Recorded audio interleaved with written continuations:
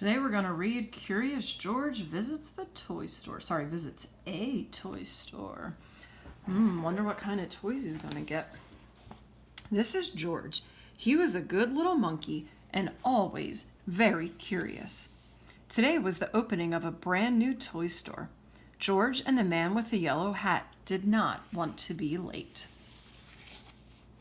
When they arrived, the line to go inside wound all the way around the corner. When a line is this long, it is not easy for a little monkey to be patient. George sneaked through the crowd. All he wanted was a peek inside. Do you see George? Where is he at?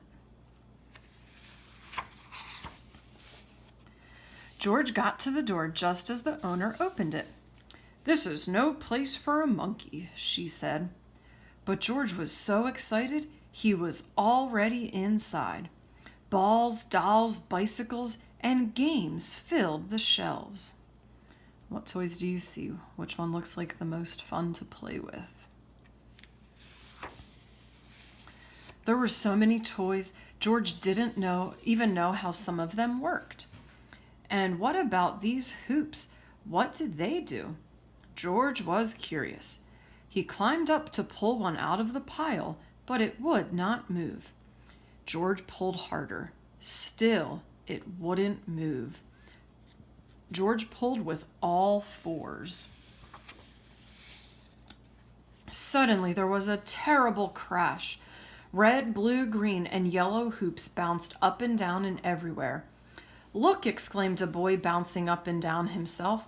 "Why, I haven't seen one of these in years," said the boy's grandmother. She put a hoop around her waist and gave it a spin. George tried the hula hoop too. Then George pretended to be a wheel. He rolled and oops! He rolled right into the owner. The owner shook her head. "I knew you were trouble," she said. "Now you've made a mess of my new store." And she tried to stop George. And again, George was too quick. In only a second, he was around the corner and on the highest shelf. Below him, George saw a little girl point to a toy out of reach. "Mommy, can we get that dinosaur?" she asked. George picked up the dinosaur and lowered it to the girl. She was delighted. So was the small boy next to her. "Could you get that ball for me, please?" he asked George.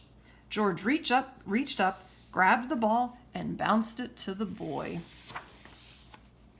May I have that puppet way over there?" asked another girl.